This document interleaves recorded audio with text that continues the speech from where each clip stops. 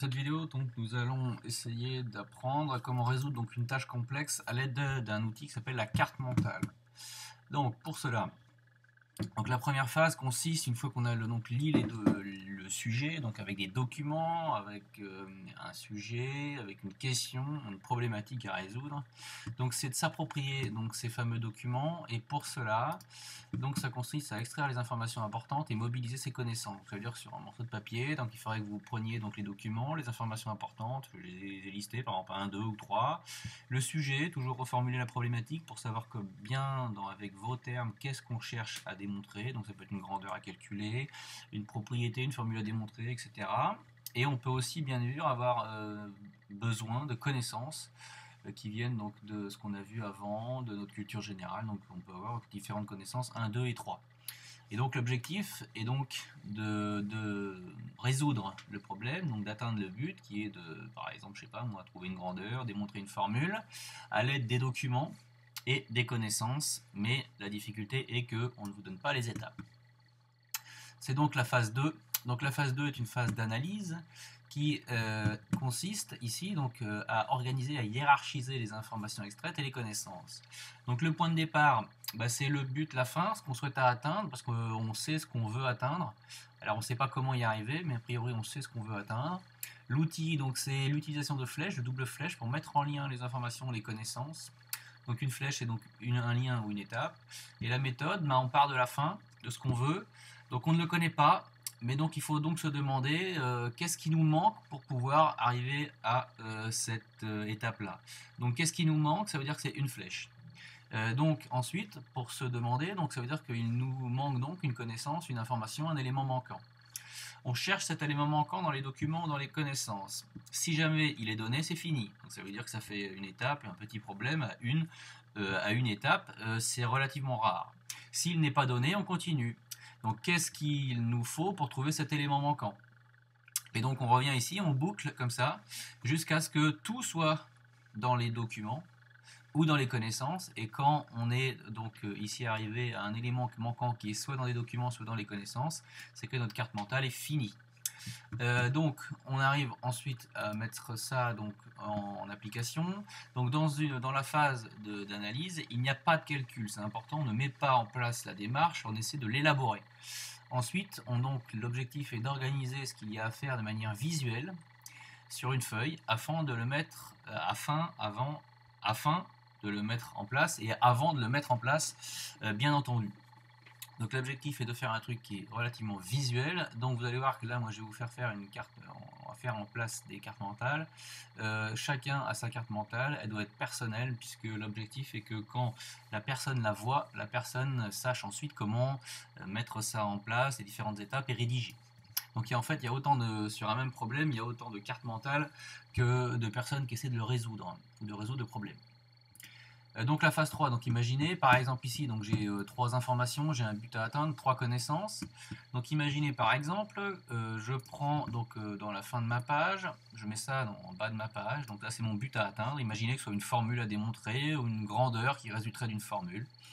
Donc pour ça, donc je suis obligé, donc pour faire d'atteindre ce but-là, je suis donc obligé de faire apparaître, de mettre en œuvre une connaissance.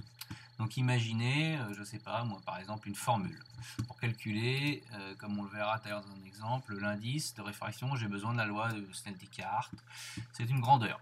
Donc dans cette connaissance que j'ai extrait donc de mes connaissances, ou alors qui peut être potentiellement donnée dans les documents, j'ai besoin, pour l'exploiter correctement, cette connaissance, de différentes informations et différents éléments. Donc imaginez que par exemple les différents éléments qui soient nécessaires pour exploiter correctement cette connaissance soient donnés.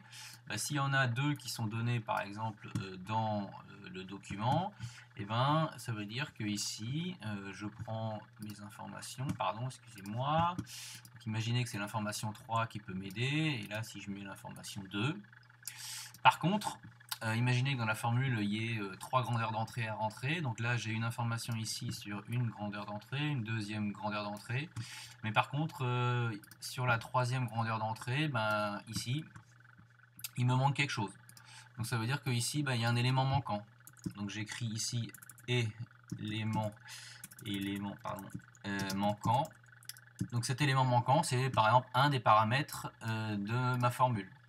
Pour trouver cet élément manquant, regardez bien, donc là je continue ma stratégie, je ne l'ai pas cet élément manquant directement quand je regarde ni dans mes connaissances ni dans mes informations. Par contre, cet élément manquant, je peux peut-être, à l'aide de cette information 1, pouvoir trouver la valeur.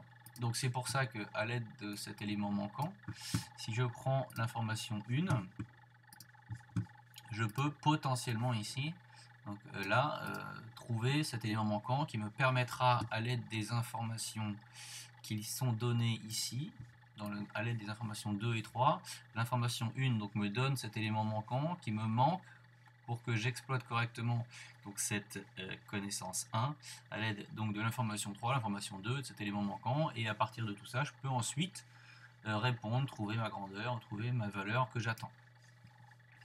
Donc l'idée dans cette phase-là, c'est de rendre quelque chose de visuel. Quand ici vous avez les étapes, vous voyez, je suis arrivé à la fin de ma carte mentale, il n'y a que des choses qui sont soit dans les documents, ou soit ça pourrait être une connaissance.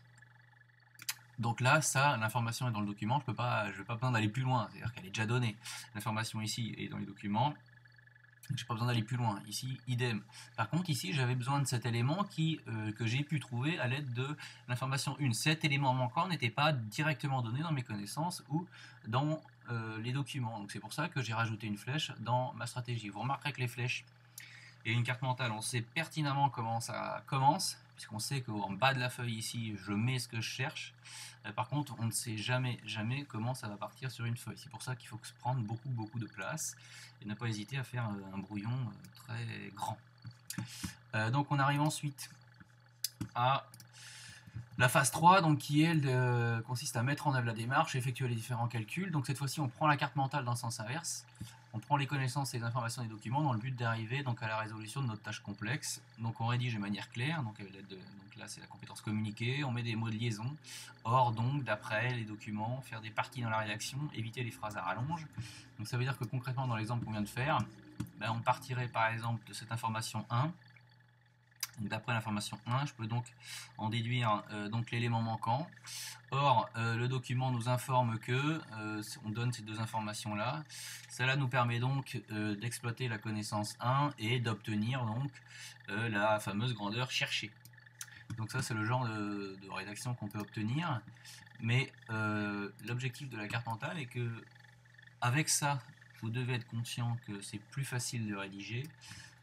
Donc l'objectif est donc dans un premier temps d'établir cette carte mentale là avant de passer à la phase de rédaction qui permet donc dans ce cas là d'être clair. Vous avez tous, pour ceux qui n'arrivent pas à faire ce genre d'exercice là, été confrontés, pardon ici il y a une erreur, vous avez tous été confrontés au problème qui était que quand vous commencez à rédiger une tâche complexe, vous commencez une phrase mais vous ne savez jamais comment la finir. Donc ça c'est typiquement le problème, c'est que vos idées ne sont pas hiérarchisées. La phase 4 constitue elle à commenter les résultats, s'assurer qu'on a bien répondu à la question, faire preuve d'esprit critique, donc toujours commenter la valeur et les résultats obtenus, faire un lien avec les documents, la valeur attendue, les connaissances ou la culture générale. Donc nous allons ensuite mettre ça en œuvre sur des exemples concrets, un au niveau seconde et un au niveau terminal. Voilà, donc nous espérons que cette explication un peu théorique vous sera utile.